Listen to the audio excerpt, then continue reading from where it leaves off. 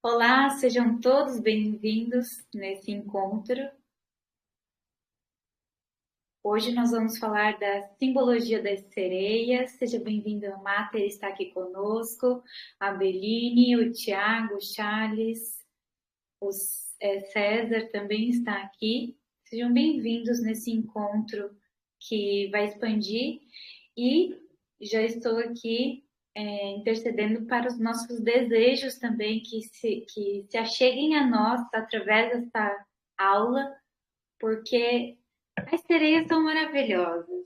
Elas, quando são reverenciadas da maneira correta, os nossos desejos, com toda certeza, são ouvidos e muitos deles realizados, porque hoje, quando um mero mortal acaba recordando das sereias e sendo um devoto por elas, com toda certeza a potência energética se abre.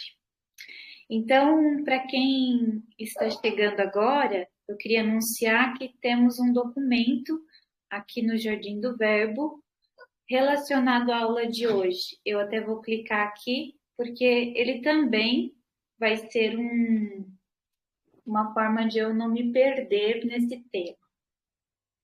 E vamos lá. No fascínio das sereias, nós, nesse dia, vamos ancorar o ponto alto, que é um dos clãs aqui na escola. O ponto Alques na nossa egrégora é o ponto na Grécia, é o panteão grego.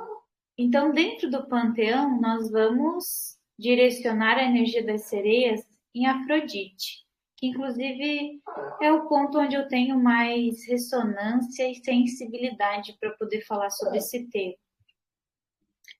Quando nós falamos de sereias, obviamente nós vamos questionar por que saber desse tema? Por que buscar traduzir sereias? O que eu ganho com isso? O que eu vou receber no meu dia a dia buscando ouvir esse tema? Pois bem, quando a gente olha para as mulheres que fizeram força na história, nós, com toda certeza, vamos olhar um pouco sobre essa mulher e nós vamos ver a energia das sereias com todas elas. Por quê? A maioria acha que as sereias vai trazer um ponto de beleza, magnetismo e sensualidade. E aí fica por aí. Mas não é só isso. Saiba que, na verdade, isso foi até uma deturpação muito bem orquestrada pela maioria dos homens em diminuir a simbologia das sereias para que se tornasse essa coisa tão animal a ponto de hoje, no inconsciente coletivo, a gente associar sereias como um ser que atrai os homens e os afoga no mar. Não que isso seja total mentira, porque não é. Mas a gente, quando vai conversar com uma pessoa aí, teu amigo, teu pai, teu namorado, tua esposa, teus filhos, eles geralmente, a única referência que vão trazer sobre sereias vai ser isso. Porque elas têm um magnetismo e elas cantam e hipnotizam o homem para tirar a vida dele. Essa história, esse ponto ele é real pelo fato da sedução e da ponto astúcio que esse ser tem. As sereias têm esse ponto astuto, porém tem um ponto que só quando é estudado algum tipo de epíteto ou algum mito profundo que nós vamos perceber que é mais profundo as sereias, assim como todo ser mitológico. E aí a gente pode falar dos centauros, dos anões, dos elfos, das ninfas, que é muito próximo à sereia. Todos esses seres, se a gente for olhar, tem uma coisa muito em comum, que são a realização dos desejos, a perspicaz, são ardilosos, astutos, são magnéticos. E por quê? Essa energia, ela está ali e, de certa forma, ela serve muito bem todos nós que estamos em carne, né, meros mortais, porque essa energia que de primeira instância se lê quando a gente se depara com um ser desse, não sei se alguém aqui dessa sala nesse momento já teve alguma experiência com alguns desses seres, mas quando a gente se depara com um ser desse, é a primeira coisa que pega, esse magnetismo que puxa. E isso é importante, porque teríamos algum tipo de interesse nele se não tivesse essa força que atrai? Essa força que atrai, esse ser ele vai utilizar essa energia que ele pega. E você, quando se abraça com ele, vai decidir se você quer um mergulhar para se perder ou um mergulhar para se encontrar. E aí que vem o ponto. Então, quando a gente vai falar das sereias e no ponto alto, aqui na escola, falando de Afrodite, nós vamos falar, obviamente, do nascimento dela, que eu não vou me estender muito, eu juro. Mas quando a gente olha para o nascimento de Afrodite, nós vamos lembrar do ponto Urano, que dessa energia destrutiva, rebelde e de nascimento do novo, a ruptura de algo, vai se conectar com Gaia agora, vai se conectar com as águas. E nessa conexão nasce Afrodite, desse sangue que toca, que saiu lá de cima celeste, dessa Urania, agora conectado com a Terra, Gaia, mãe, se conectou às águas. E dali nasce Afrodite. Então, Afrodite, se vindo de uma ruptura, de um caos, será mesmo que ela será apenas um canal energético das sereias para o amor? Ou será que tem também a ruptura, a rebeldia, o renascimento, o caos? Tem tudo isso. E como que a gente vê essa afirmação? E não uma coisa da minha cabeça. Quando a gente olha para os epítetos de Afrodite, e aí a gente vai olhar para os epítetos e vamos perceber alguns que têm uma conotação direta com esse ponto de Urano, como, por exemplo, o epíteto de Urania. Depois nós temos outros epítetos, como, por exemplo, Galineia, que já vai num ponto muito mais carnal. E aí a gente vai perceber que agora as sereias não são tão pequenas assim nos termos que a gente escuta, né? Magnetiza um homem e o tiro a vida. Porque se nós estamos falando de algo celestial, de ruptura, Urano, que abraça as águas, temos uma conexão do céu e da água aqui. E aí é por isso que nós vamos ver a mulher peixe e a mulher ave, as sirens e as mermaid. Não sei como pronuncia exatamente mermaid. Vocês sabiam que tinha essa diferenciação? A mulher ave e a mulher peixe? Quem aqui já tinha As ouvido? sirens, elas podem se associar às arpias? As arpias, esse nome é muito familiar. De onde vem, Mater? Eu acredito que possa ter alguma conexão, mas eu já trago um pouco mais para frente. Legal. Um mistério sobre o nascimento de Afrodite que eu vejo poucas pessoas abordarem é o seguinte: Afrodite é uma consciência que nasce do ato de dois machos. Olha só. Porque nasce do ato de Saturno castrando Uranus e assim nasce Afrodite. Não há uma participação feminina no nascimento de Afrodite. É como se fosse ali a reta, Pai, Filho e o Espírito Santo. Pai, Filho e Espírito Santo. Então, Afrodite, ela nasce desse ato de duas retas, portando toda a sensualidade, ou seja, todo o feminino abstrato. Ela é esse ponto. Por isso, é a face venusiana de Lúcifer, a face feminina de Lúcifer, face bruxa, enquanto Atena está no ponto mais guerreira.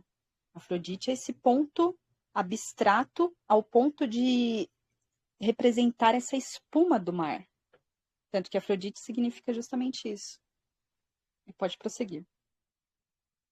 Perfeito, Mate. Isso abraça muito e é muito importante falar disso. Gratidão pelas palavras. Por quê?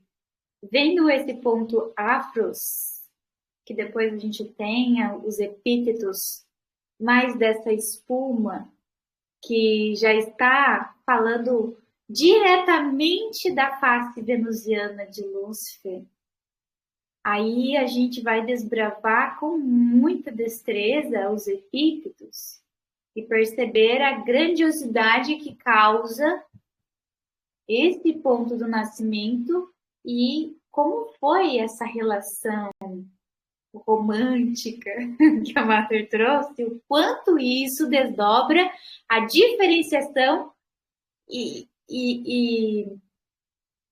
esse leque nos epítetos que vai levar a mesma deusa do amor para a deusa da guerra.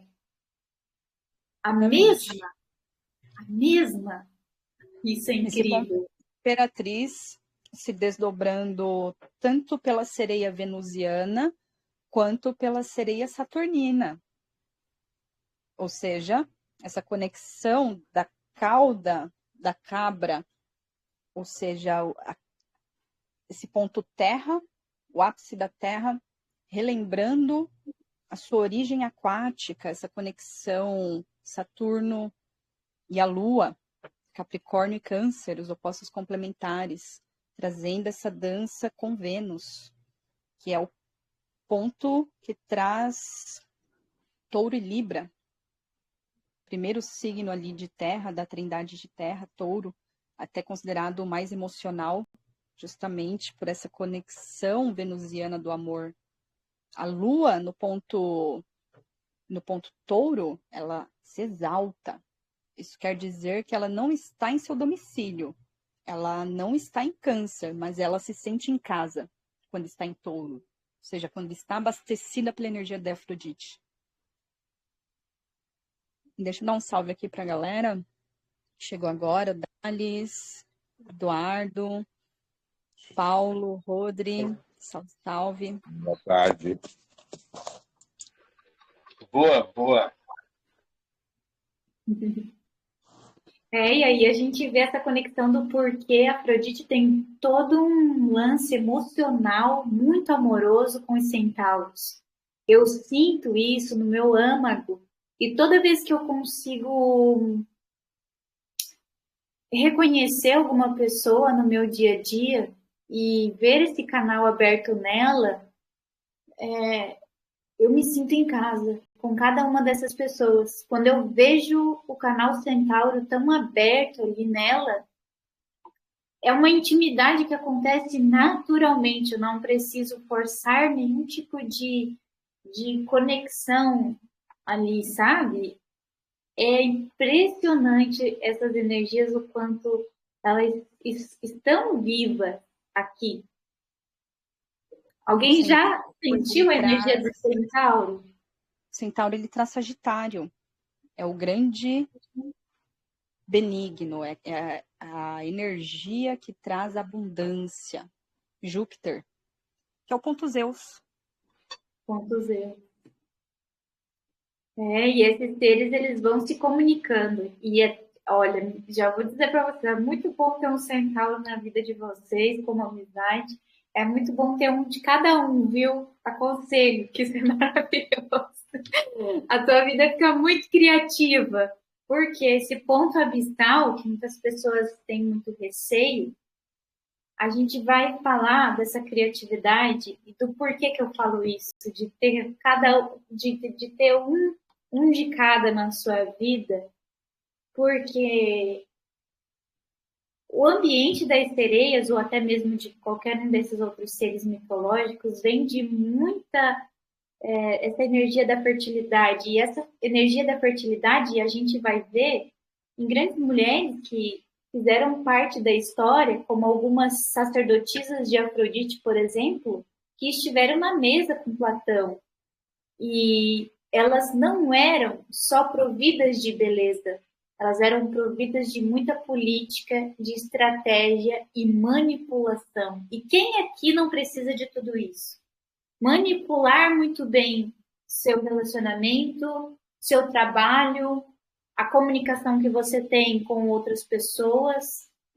E hoje a gente tem tantos desafios no dia a dia, desafios políticos, desafios burocráticos, que se a gente não pensa rápido, se a gente não sobressai do campo emocional, a gente se perde. Como que a gente vai fazer esse domínio? Se associando a esse canal abissal das sereias e compreendendo os dois lados, assim como Ulisses fez, por exemplo, no Epíteto. Então, como que a gente pode aprender muito com o Epíteto de Ulisses, que foi o homem que permitiu se encontrar com as Sirens, com as mulheres pássaros, e qual que foi a astúcia desse homem? Até porque ele era conhecido como o astuto, inclusive. Ele pediu para que os marinheiros o amarrassem no seu barco, para que ele pudesse ficar cara a cara com as Sirens, as mulheres pássaros, ou seja, esse domínio do ar, mas elas estão no mar. Olha que ponte interessante. Ele não foi bobo nem nada. Eu tenho certeza que hoje em dia qualquer um chamaria o Ulisses do cara mais ridículo dele ter feito isso. Só que por que ele foi muito sábio?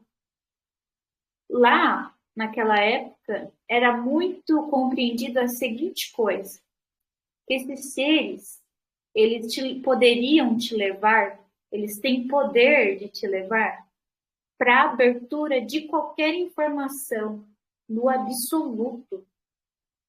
Só que qual é a questão? Se tem aqui um canal potente que te leva ao absoluto, significa que tem tudo. E quando tem tudo, pode ser reduzido a nada. Como assim? Às vezes, aquilo que é tudo não tem direção, não tem seta, não tem começo e fim. Tudo se mistura. Quem que não passa por isso? Próximo a uma gnose, às vezes você aí mergulhado no ocultismo, dá aquele perdido. Esse momento é o momento que muitos marinheiros passaram ao ver um ser como uma Siren. Ulisses, quando pediu para ser amarrado, ele pôde ter um momento que ele aprendeu com esses seres, porém ele ali preso para manter a lógica de quem ele era, para ele não se perder, não, aonde elas fossem levá-lo, né, à consciência. E ali as Sirens eram pelos cantos. Então, aonde que surgiu o canto da sereia que leva e hipnotiza? E aonde que não tem esse canto hipnótico? Em muitos lugares da nossa vida. Nos vícios, num sonho que só fica no mental e não sai, você não projeta, você não tem estratégia. Então, o desejo, ele é isso. Ele é muito importante. Porque ele mexe com o teu emocional. Se tu estás apático em relação a um objetivo, a sereia te entrega essas sensações novamente. Mas a gente tem que entender o mecanismo como Ulisses entendeu. Não querer ficar lá. Não é o teu a única morada. Não é a nossa moradia. A moradia lá é das Sirians. Então a gente tem que aprender a chegar nesses lugares, né? E eu acho muito incrível esse epíteto, porque tu imagina o cara ouvindo ali, podendo aprender com aquilo e ter o limite. A hora que o navio terminou de passar naquele lugar, acabou, agora continua. E ele ali ludibriado, então de certo eles desamarraram ele e ali ele percebeu, realmente era muito forte, os marinheiros ali eles ficavam. Só que diante desse epíteto um novo pensamento. Aqui eu moro no litoral de Santa Catarina. Eu conheço milhares de mulheres que a família é marinheiro e ela fica longe do marido, do avô, do tio, porque eles são pescadores. E uma coisa que eu percebo muito, a probabilidade desses homens se perderem dessa vida material, física, é muito grande. Eles vão lá, eles se embebedam, levam alimento, ficam no barco uma semana, um mês. Tem marinheiros que estão meses. Eu vejo também nessa perspectiva teatral do dia a dia, essa vida binária, que o mar ele também te retira. Eles se retiram para trazer esse alimento para a família, mas de certa forma causa um distanciamento emocional, físico, que é necessário para manter um relacionamento com os filhos, com a esposa, que os marinheiros acabam perdendo, né? Então eu vejo também para nós, na linha do tempo, né, essa linha temporal, eu vejo essa dinâmica. E vejo a dinâmica também das férias no mar. Aquela sensação que dá de você ir para lá e não querer voltar. A sensação que eu tenho quando eu ando nas ruas aqui do litoral, principalmente no início dos meus primeiros anos de vida para cá, demorou para minha vida andar. Por quê? Porque você vê todo o tempo pessoas no mar, todo o tempo tem gente na areia, não é a mesma pessoa, são pessoas diferentes. Só que a sensação que me causa é que aquela pessoa está sempre ali. E aí você fica naquela coisa, eu também queria estar ali. Eu também queria estar nesse momento dos prazeres, o sol na pele, água de coco, cervejinha, areia, futebol, vôlei, lendo um livro, tanta coisa que dá para fazer lá, bem de boa. Então, assim, esse ponto ele também pega a gente no dia a dia. Eu acho interessante ser visto. Alguém já pensou nisso? Que o mar até hoje, essas sereias, elas nos pegam nesses momentos também. Muito interessante. Eu coloquei aqui no nosso livro, que eu gostaria de avisar vocês, de um exercício para vocês se conectarem com esse poder. Mas antes disso, eu quero dar abertura, se tem alguém que quer adicionar algo durante tudo isso que já foi dito. Você chegou a puxar algum epíteto de Netuno?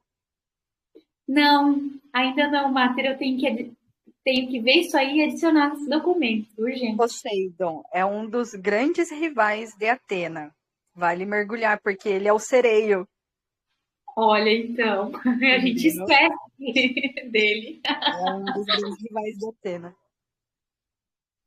Tanto Eu... que a cidade de Atena levou esse nome porque Atena ofereceu uma muda de oliveira. E Poseidon... O que Poseidon tinha oferecido, meu Deus? Nossa, agora esqueci. Não lembro exatamente. Sei que a galera escolheu o presente de Atena. E foi aí que acirrou a rivalidade entre sobrinho e tio. Muito interessante. Tenho que pegar isso aí e colocar também. Muito importante. Alguém se recorda o que Poseidon ofereceu para os atenienses?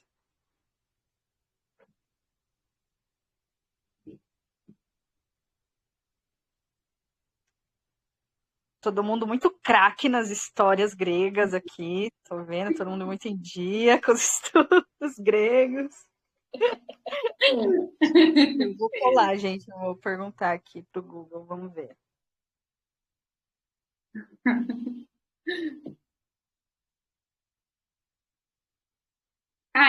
Enquanto a Mater vê isso, então, eu vou falar sobre um exercício que tem no documento para vocês ativarem o poder das sereias. Mulheres, por que ativar? Tudo isso que a gente já conversou na aula. A manipulação, obviamente a beleza ela vai vir, porque beleza gera harmonia. Nós temos o código Pi aí, que gera a harmonia na natureza, então a beleza ela sempre vai estar associado a essa ordem material, né? E só que você também tem que entender que as sereias ela tem esse ponto astuto do desenvolvimento do caos, né? Ou seja, a transmutação caótica, ou as sensações que se ativam para sair daquela inércia, também tem tudo isso. Então, alguns epítetos que você vai trazer uma harmonia entre esses grandes aspectos que o mundo das sereias elas podem te transmitir. A melhor forma que eu encontrei para desenvolver esse ponto, que inclusive água é muito forte em mim, então eu preciso ter o tempo todo essa harmonia. Então, verifique, né, o seu signo, a sua mandala astrológica, aonde pega e remete muito na água, para você ir se decifrando qual é o momento da sua vida que a água te banha mais. Porque nesse banhimento pode se tornar uma água parada, uma água avassaladora que te afoga, né? Uma água que te segura ou uma água que te impulsiona. A água ela tem todos esses poderes. Então, eu coloquei ali no final, para vocês verem, e eu vou ler um pouco só para vocês entenderem a profundidade. As mulheres pássaros, por exemplo, eu coloquei alguns epítetos que se conectam com ela. Aqui no material tem 3. Então, mulheres pássaros. Deixa eu só abrir a porta para o meu Antes de você concluir, na verdade, prosseguir, eu vou trazer aqui a informação complementar. Poseidon, ele oferece um poço de água salgada e um cavalo. E Atena oferece um ramo de oliveira. E já trazendo um spoiler, que quando a gente plasmar as insígnias físicas do clã Aux, o ramo de oliveira ele é a representação máxima do clã, a insígnia máxima, trazendo ali a honra, a presença honrosa da pessoa no clã, ela recebe a insígnia da oliveira.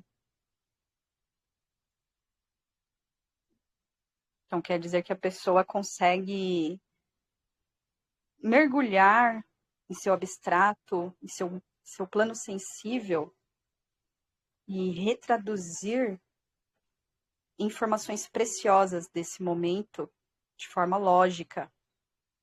Isso possibilita essa partilha abundante, rica, de fato, com a energia que nos nutre, que é esse campo abstrato que, através de uma lógica coerente, plasma de uma forma que não serve só para a gente, serve para além da nossa bolha. Então, esse ramo de oliveira simboliza essa presença no mais alto nível de honra, portando a sensibilidade necessária para se manter em movimento, não apenas rígido. Que a lógica demais, a honra demais, apenas a honra, sem a sensação, ela é rígida ao ponto de tornar-se demasiadamente destrutiva, porque ela se torna destrutiva pelo aspecto frio. Enquanto a pessoa é muito amorosa, ela se torna destrutivo pelo aspecto do fogo. E, obviamente, já traz ali o calor. Então, a honra, ela nos direciona para esse aspecto gélido. O amor, esse fogo. E o equilíbrio disso Somos nós sendo produtivos aqui no meio. Sensacional. Eu amo essa visão que a escola me expandiu dos termos, por exemplo, o destrutivo, que a Mater trouxe, o destrutivo de um determinado elemento e o destrutivo do outro, o destrutivo de Piscis e o destrutivo de Sofia. Show. Dentro disso, para a gente acessar essa coroa de oliveiras, inclusive a gente vê muito em algumas pinturas, né, gregas, eu acho lindo demais. Eu tenho uma plantinha aqui em casa que ela é pingo de ouro, o nome. É muito utilizado para fazer jardins, onde você vai podando e vai fazendo desenho. Ela tem umas folhinhas que me recordam um pouco as oliveiras, e às vezes eu pego ela e coloco no meu altar e finjo ser uma, né? Nada a ver. Essas obras gregas com a coroa normalmente são louros. Folha de louro. Mas o louro, ele tem um pouco, né? Eu sinto também essa energia do... É parecido as folhas. E esse pingo de ouro aqui em casa também, então eu não tô tão longe, tá fazendo sentido, tá coerente, não tô longe. É o que tá perto para mim, né? Vamos lá. Para a gente finalizar, vou fechar com os epítetos, que é como se fosse até uma grande oração, para a gente finalizar essa aula. E os epítetos, por que eles vêm? Os deuses, eles têm muitas facetas e um magnetismo muito forte. Quando você não sabe exatamente o que você quer, é onde você se perde. O epíteto, ele vem para centrar. Eu sinto muito isso, centramento, para de fato a coerência do que eu estou fazendo ali. A coerência, as ordens emocionais, para mim me conectar com aquele canal e exatamente para onde eu quero direcionar aquela energia, aquilo que eu estou pedindo, né? Aquilo que eu estou de fato ritualizando. Isso causa responsabilidade, muito respeito e, de fato, uma devoção real, né? Então, por isso que os epítetos, por mais que ele pode dar uma certa preguicinha, depois quando você entende e busca desenvolver orações em relação ao epíteto, você vai subir de patamar. Mulheres pássaros, a Sirius, Urania, a celestial, a Calipigos, as de belas nádegas, e a Peito, a persuasiva. Essas elas entrariam na Styrian. Cada uma tem uma frase de conexão e tem um significado que você pode estudar ali. A mulher peixe, nós temos a Nadiomene, a Faquipes. Olha, nós só temos duas, depois eu vou olhar mais alguma para colocar aqui. Então, dividindo esses epítetos na mulher peixe e na mulher ave, né, mulher pássaro, nós vamos entender aí a energia da sereia, de cada uma delas que podem existir nesse campo abstrato que você pode acessar.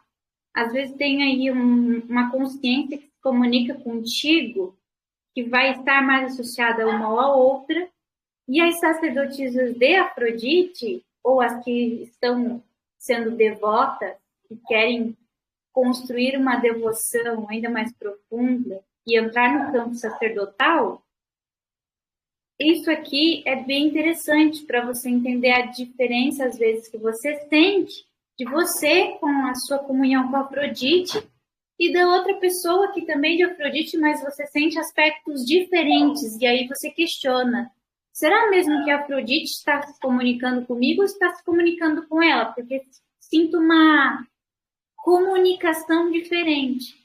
E aí você vai perceber, por exemplo, que esse ponto pássaro e peixe, você vai perceber que talvez essa nuance é o que descreve essa sensação que te dá mas a Afrodite me toca diferente. Será que eu tô certa? Será que eu tô errada? Tá? Então é isso, Jana, Má. fazendo uma conexão de panteões. Afrodite, no Aux, ela tá nesse ponto peixe, né? A sereia peixe. Agora, quando a gente vai para Suméria, Star, ela já tá nesse ponto mais árpia. Que eu tentei puxar ali a diferença de Arpia e Sirens, é a mesma coisa. Não deu para captar a diferença, não. Então, nesse ponto estar, a energia de Afrodite, ela está como a deusa do céu, né? Asas e esses pés de pássaro também, esses pés com garras. Já no Aux, já se apresenta nessa forma peixe. Então, captar a essência independente da forma que ela se apresente. Porque a forma ela vai puxar ali para um elemento ou outro, mas a gente consegue tocar na essência e reconhecer essa mesma linha, ou seja, essa mesma vibração que compõe essas deusas. Então, antes de ser Afrodite, estar nesse ponto de rainha do céu, era Nin. Mas aí a deusa, ela foca num outro elemento, como Nin fez, para trazer mais esse ponto terra, aí esse ponto céu ficou para estar. Um ponto mais atualizado, digamos assim, desses códigos do céu. E isso vai se redobrando nos mitos, a gente vai reconhecendo conforme vamos tocando nos nossos próprios códigos. Dá um salve aqui para Tati, Felipe, bem-vindos. Salve, gente. Depois vocês me contem no. Nossa, quanta gente linda. Deixa eu ver aqui. Olha! Pepelinho é o Paulo, Corsário Aham. é o Eduardo, Tati, Felipe, Dales, o japonês é o César, Rodri, Charles, galerinha em peso aqui. O Felipe, que eu já vi ele várias vezes. Adoro as conversas dele. Você tem que entrar no grupo dele, eu não sei se estás no grupo dele. Qual que é o nome, o Felipe, do teu grupo mesmo? Despertar da Consciência. Ele faz chat Ah, é direto. dele. Tá. Uhum. O Samuel acabou de chegar, salve. É Aí isso. pode entrar agora nos epítetos, que no final eu faço a correlação da sereia venusiana com a sereia saturnina com as cartas do tarô. Aquela conexão que eu fiz para Uau, ti. tá bom. Eu vou falar só da Urania e a Faquites. E aí eu dou abertura para a matéria entrar com essa parte, então. Urania, a celestial. Afrodite Urania, guia-me nas alturas. Agora, quem quiser pronunciar aí do coração já vai sentindo. Afrodite Urania, guia-me nas alturas, onde minha alma possa alçar voo em busca da verdade divina e da sabedoria universal. Eu até vou apresentar aqui uma peça da minha marca que representa essa coleção da Urania. Ela tem bastante brilho. Pena que no vídeo não dá para ver tanto, mas ela tem bastante fractais de brilho e elas tendem a ter cores celestiais mais neutras, mais tranquilas. Magnífica. Porque a gente vai entender uma força agora na Urania, ela é celeste. Então é um ponto que a gente pode ver soberano, a imperatriz, o Uranus, né? Tem esse ponto Uranus, Urania.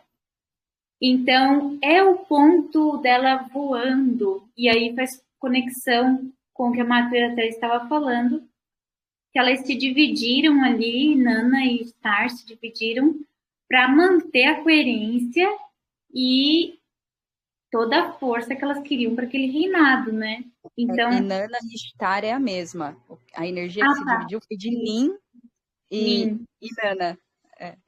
Que Nin é desse panteão, digamos assim, mais antigo, que é a contraparte de Ea Enki. Nin e Ea Enki moldaram os primeiros humanos ali dentro do Éden. E Nana é como se fosse o ponto Eva, sabe? Vem depois. Tá. Nana.eva. Vou marcar isso na minha mente.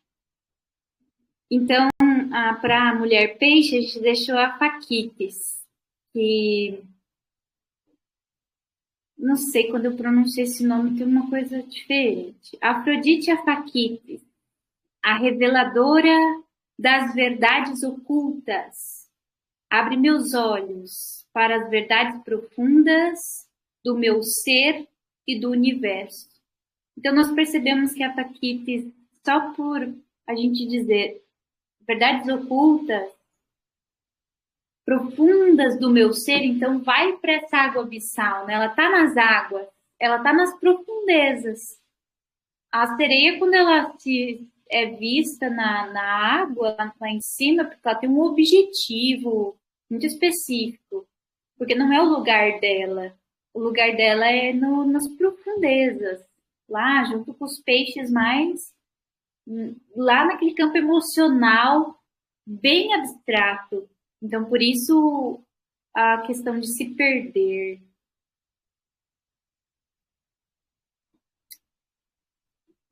Vamos lá, agora eu passo para a Mater fazer essa conexão com as cartas. Como a Jana já trouxe, essa conexão de Vênus com Uranus, né, através dessa expressão de Urânia, de Afrodite. No tarô, esta carta, ela tem conexão com a expressão da estrela. Então, o ponto venusiano, essa sereia de Vênus, em seu ponto mais sublime, ela é a carta a estrela do tarô. Enquanto esse ponto mais saturnino, esta cabra com rabo de peixe, em seu ponto mais sublime, ela se apresenta no tarô como a carta... Quem chuta? Lúcifer. Não, no tarô. Tem que estar No tarô? pela expressão do tarô.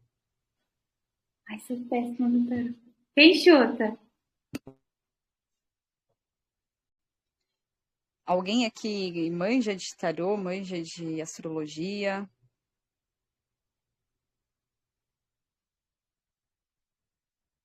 Bom, essa expressão da sereia de Capricórnio, ela é o diabo no tarô.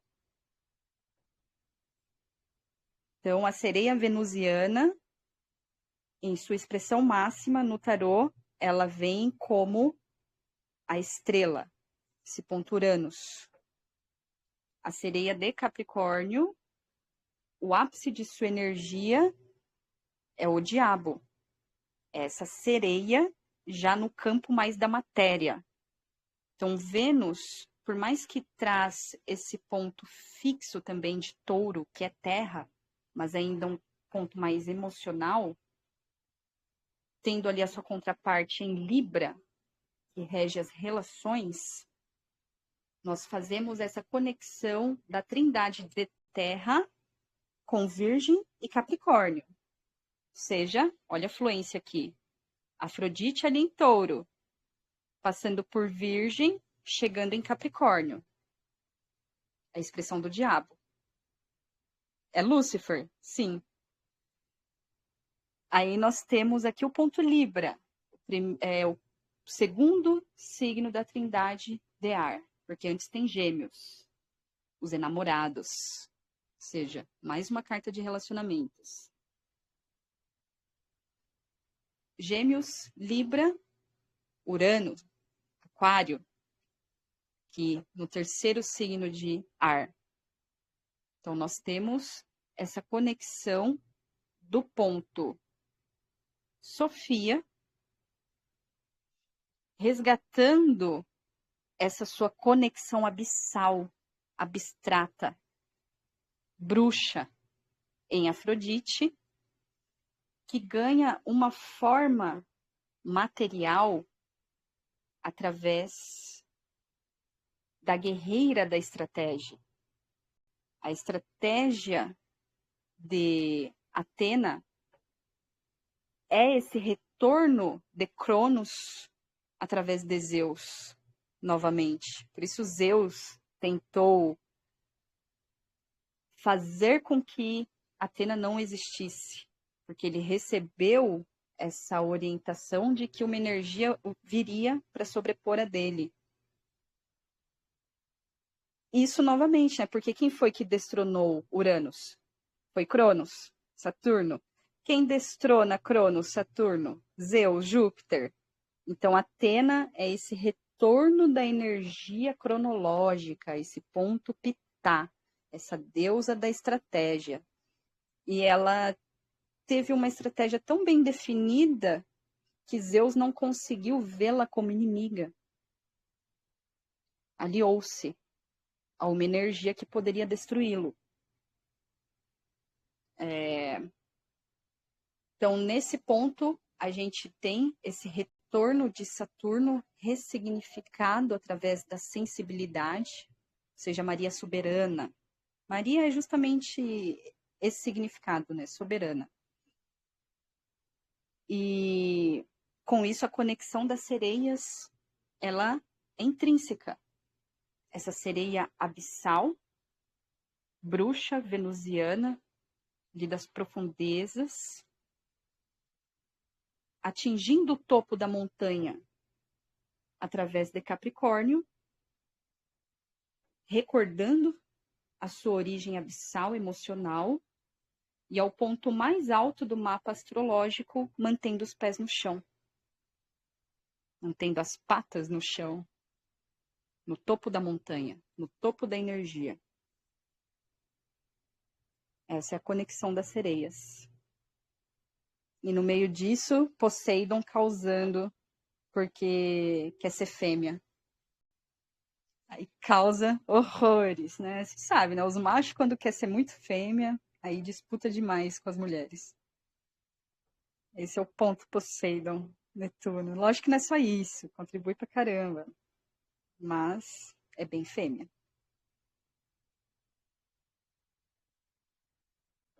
Então, esse ponto Poseidon, ele representa o signo de Peixes.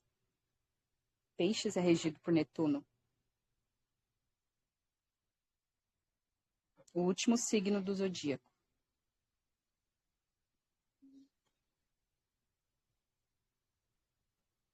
Tá sem áudio, Beli? Afrodite tem um filho que ele é hermafrodita, não é? É o filho com Hermes.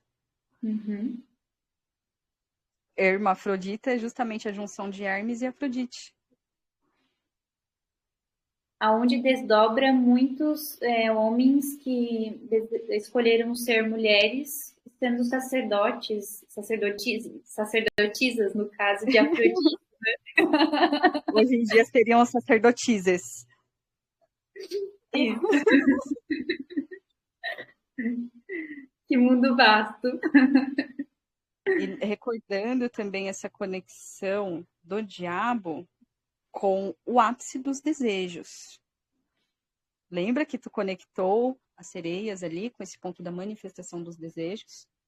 O diabo é justamente o ápice dessa materialização, do plasmar dos nossos desejos na matéria. E óbvio que isso acontece quando a gente reconhece as nossas sombras, as nossas transgressões, aquilo que podemos chamar de pecados, porque nos tira da simetria. Aquilo que ecoa de forma distorcida, ou seja, aquela energia repugnante que todos nós temos dentro. É fazendo disso adubo que, diante da energia do diabo, a gente de fato manifesta desejos concretos, não só fugazes. O diabo é essa conexão com o elemento terra, recordando-se do seu passado emocional aquático, que é a cauda de peixe na cabra sempre presente. Essa conexão atlantiana. Que nos próximos podcasts sobre o tema, a gente vai aprofundando cada vez mais nessa simbologia de Capricórnio, que me constitui, a energia da escola também, em relação à numerologia do nome, porque a nossa frequência de aniversário é Sagitário.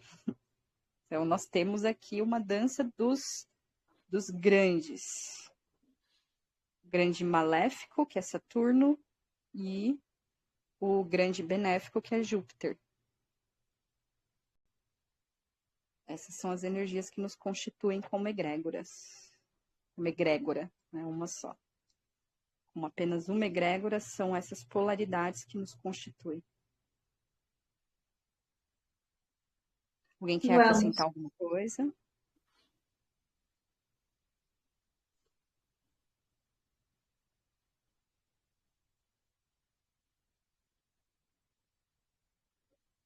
Ficou, então, para os próximos capítulos. Nós temos que falar um pouco mais de Netuno, essa questão de Poseidon, perdão, falando muito sobre o momento dele ali nos mitos. E também a gente precisa falar um pouco de Medusa, que eu achei que eu ia falar hoje, mas não dá. Eu sinto que tem que abrir um outro momento e ter mais tempo para falar sobre ela, né, Márcia?